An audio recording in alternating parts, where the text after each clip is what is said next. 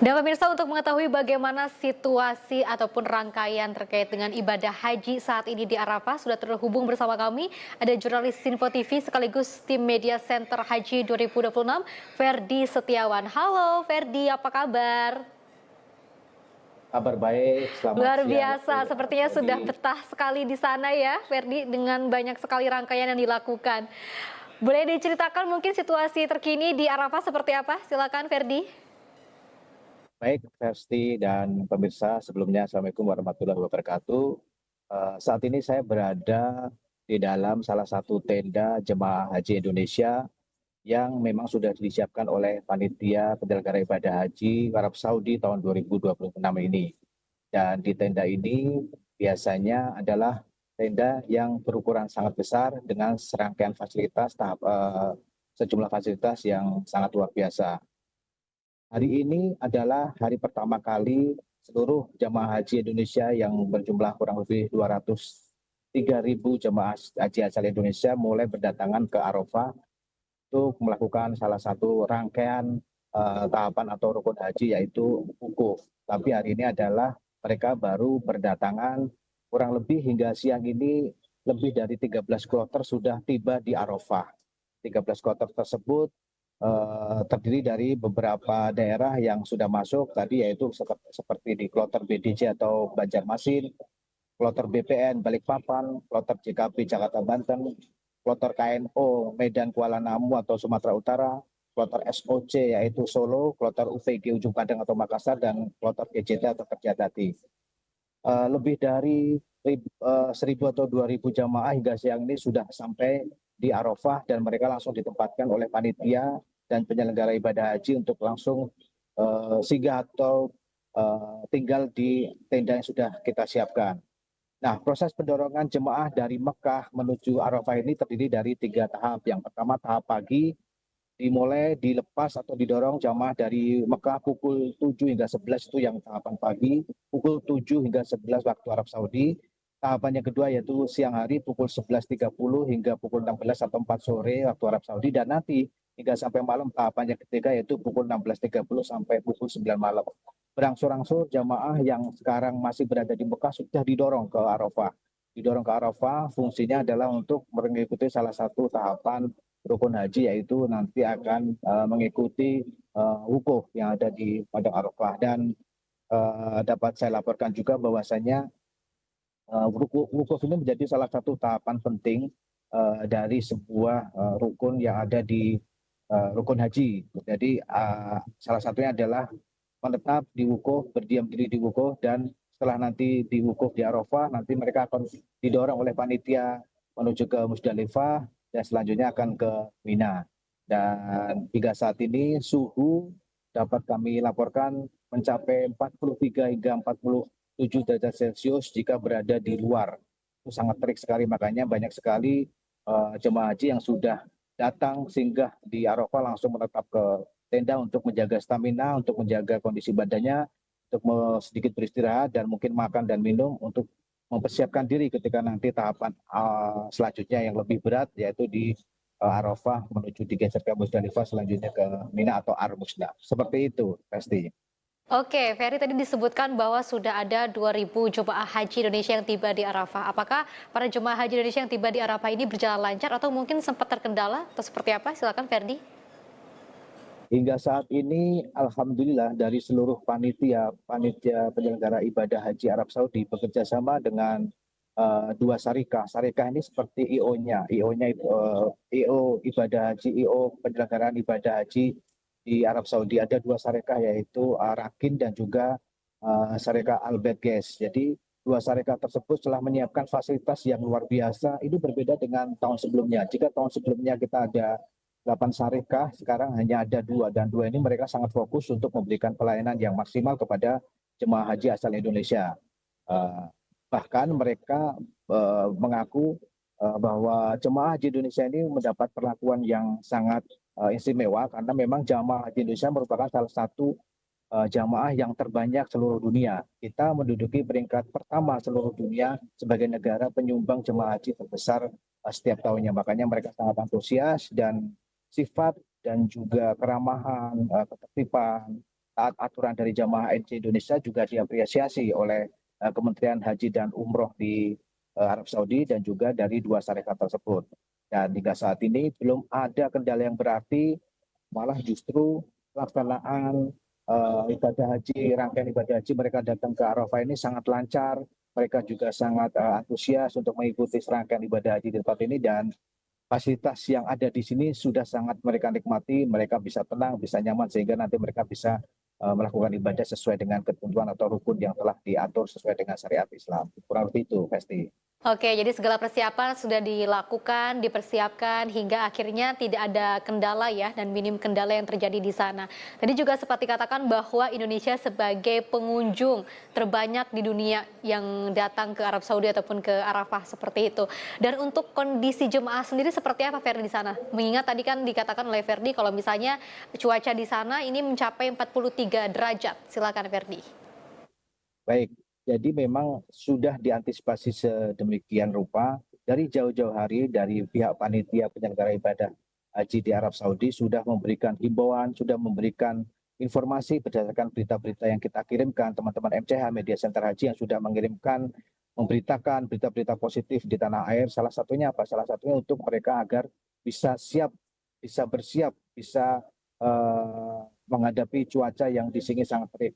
Dan itu seluruh himbauan diantaranya adalah seperti mereka harus memakai payung, mereka harus memakai kacamata, memakai pelindung muka atau sunblock gitu, dan juga memakai apa namanya kacamata yang mungkin sesuai dengan keinginan mereka, dan yang pasti mereka juga harus selalu membawa hal-hal yang berhubungan dengan dingin seperti membawa kanebo yang dikasih air seperti itu, atau membawa kerudung yang pakai air untuk menjauhkan diri dari kepanasan. Meskipun itu tidak bisa dipakai kalau untuk jemaah laki-laki, tidak boleh dipakai di kepala karena itu melanggar ikram ya, makanya hanya dipakai sekedar kacamata. Kalau yang jemaah wanita mungkin masih bisa.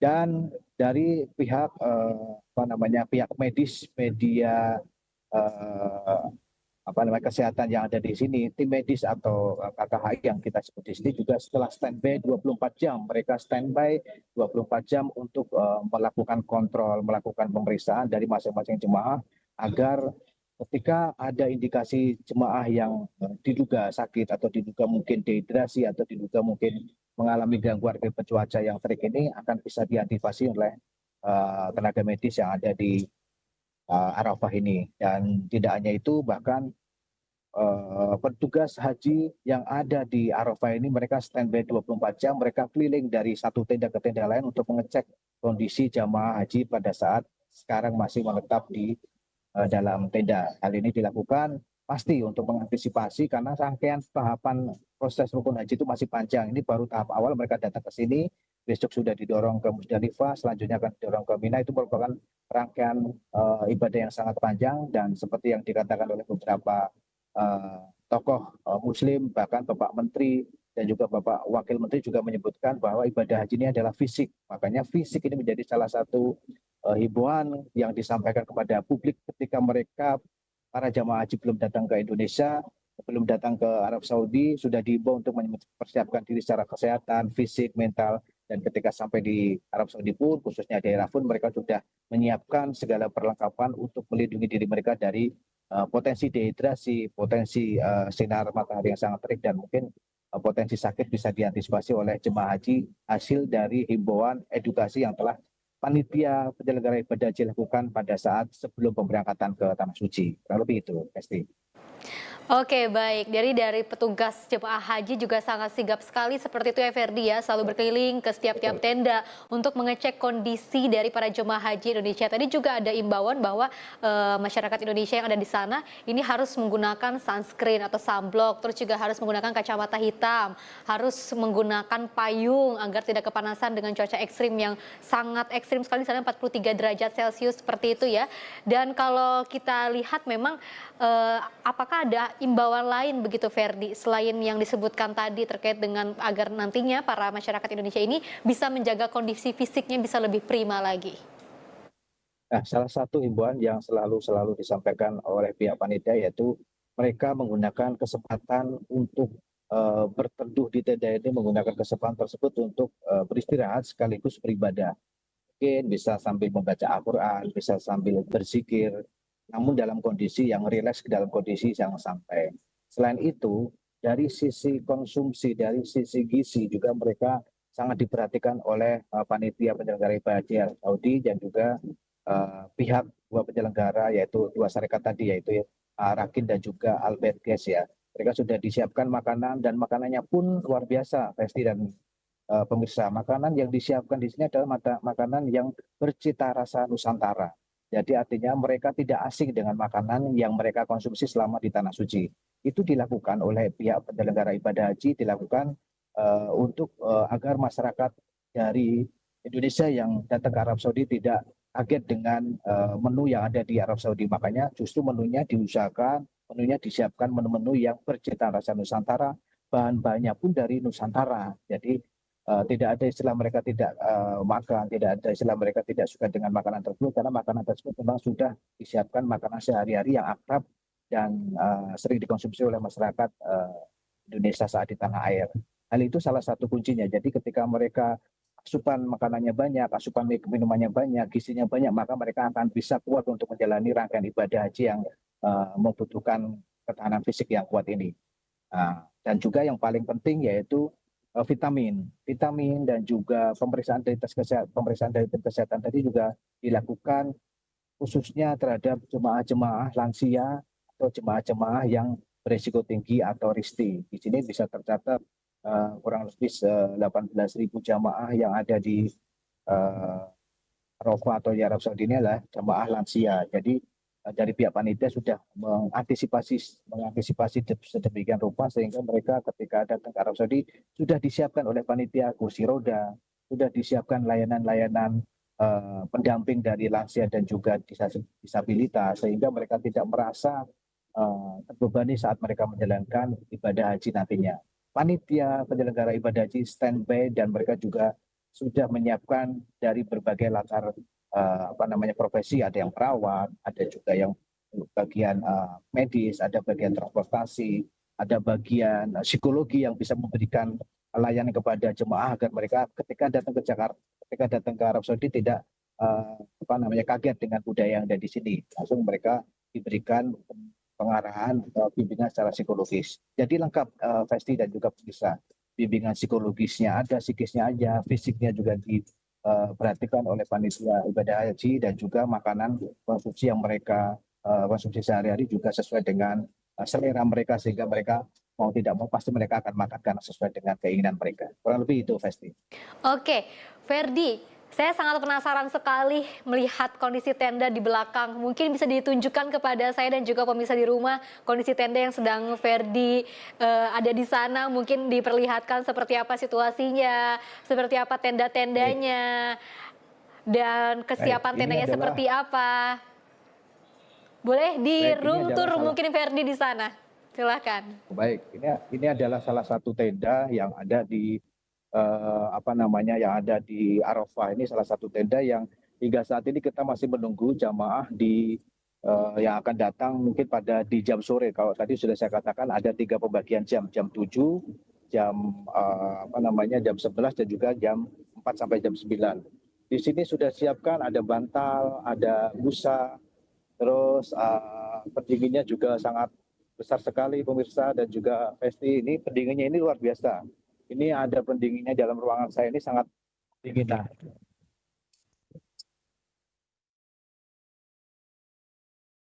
ini dibutuhkan untuk menghindari jemaah haji agar tidak dehidrasi, tidak juga kepanasan. Dan yang paling menarik di sini selalu ada air zam-zam Festi, air zam-zam di sini. Air zam-zam ini disiapkan karena memang ciri khas dari konsumsi minuman di sini adalah air zam-zam. Di sini sudah ada yang berupa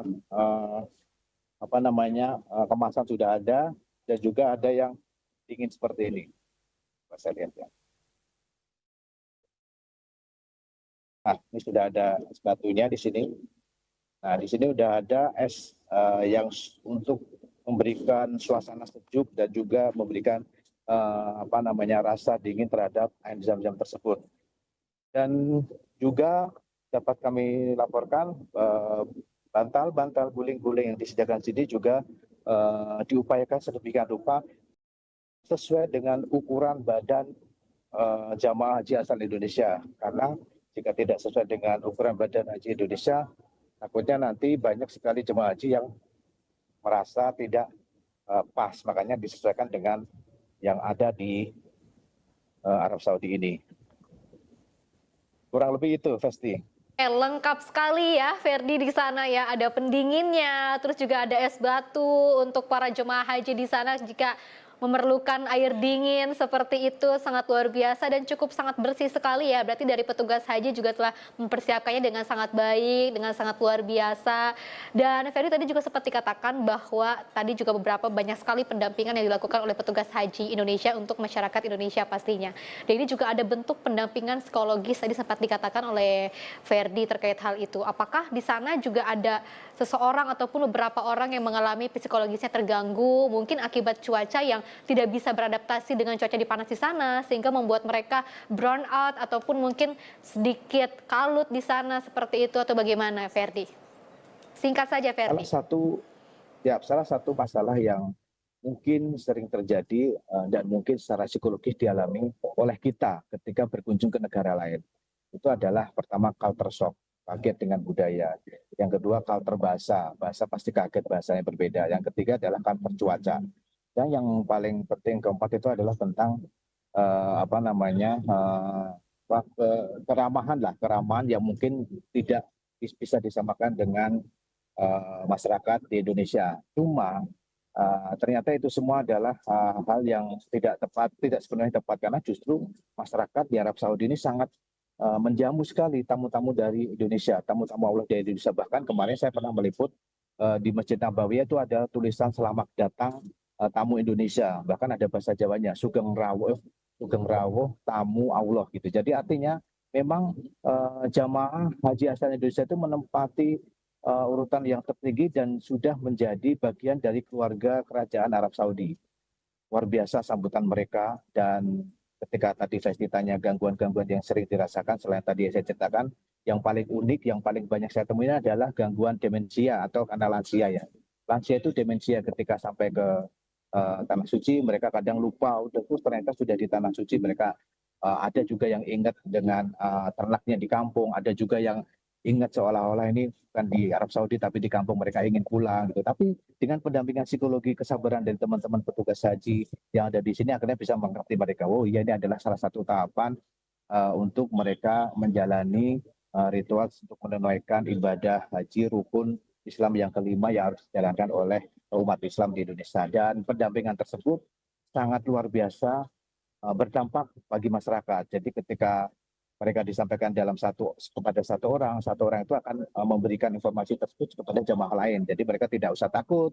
Bahkan keluarga yang ada di tanah air pun jangan khawatir.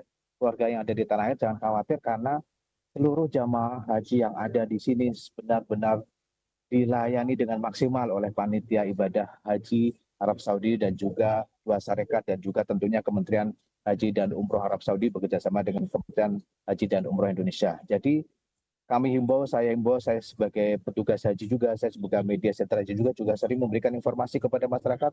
Jangan resah, jangan panik. Keluarga bapak, keluarga ibu, keluarga kakak, keluarga adik yang sekarang sedang beribadah haji, kita jamin beliau nanti pulang ke kampung halaman, pulang dengan kondisi sehat dan mendapatkan predikat haji yang mabrur dan mabrurah. Itu Festi.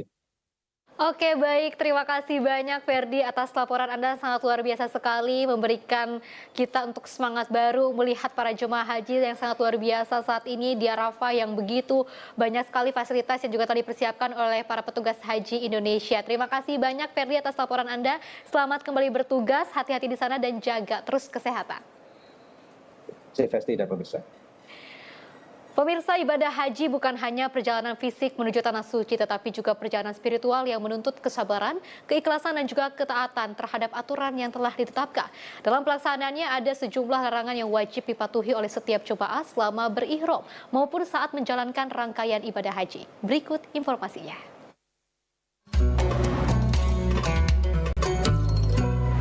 Pemirsa Senpo TV, dalam menjalankan ibadah haji, selain memahami rukun dan juga kewajiban, kita juga wajib mengetahui hal-hal yang dilarang.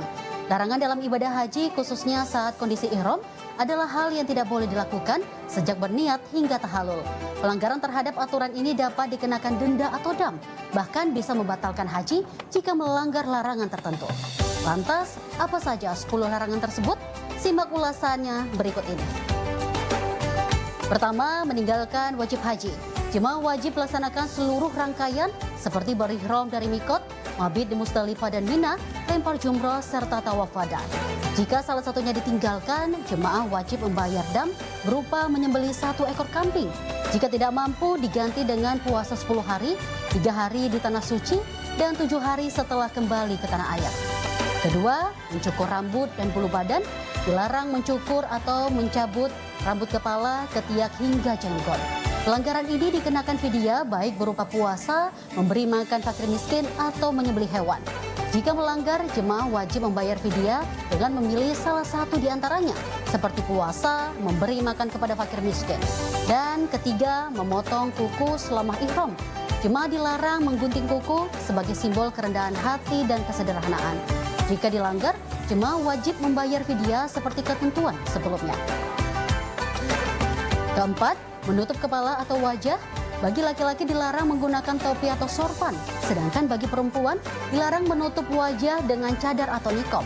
Hal ini bertujuan untuk menunjukkan ketundukan dan juga kerendahan hati, serta menekankan bahwa dalam kondisi ihram, jemaah harus menampilkan dirinya dalam keadaan yang paling sederhana. Kelima, mengenakan pakaian berjahit bagi laki-laki. Jemaah pria hanya diperbolehkan menggunakan 2 lembar kain tanpa jahitan. Hal ini menekankan makna persamaan di hadapan Allah Subhanahu wa Ta'ala. Larangan keenam, yaitu mengenakan harum-haruman atau parfum. Bukan hanya pada tubuh, tapi juga pada pakaian dan juga barang lain. Hal ini bertujuan untuk menjaga konsentrasi dan mencegah godaan duniawi yang dapat mengganggu konsentrasi jemaah lain. Selanjutnya, dilarang memburu atau membunuh hewan darat. Hal ini berdasarkan surat Al-Maidah ayat 96, jemaah dilarang memburu hewan darat yang halal dimakan, namun diperbolehkan untuk hasil tangkapan air maupun hewan yang membahayakan. Kedelapan, melakukan akad nikah, baik menikahkan maupun menjadi wali. Meski tidak dikenakan fidyah, namun akadnya dianggap tidak sah dan harus diulang setelah keluar dari ihram. 9 adalah jima atau melakukan hubungan intim. Ini adalah larangan terberat yang dapat membatalkan haji. Pelanggaran wajib membayar dam besar berupa menyembelih seekor unta. Dan juga yang terakhir adalah berbuka puasa tanpa uzur dan bertengkar. Jemaah dilarang melakukan fusuk atau maksiat, serta jidal atau berdebat, dan juga bertengkar selama menjalankan ibadah haji. Pemirsa Senpo TV, dengan memahami dan juga menghindari larangan saat ihram, diharapkan ibadah haji dapat dijalankan dengan penuh hikmat dan khusyuk. Hal ini penting agar setiap tindakan tetap berada dalam syariah yang benar. Saya Dewi Manik, sampai jumpa di info seputar haji berikutnya.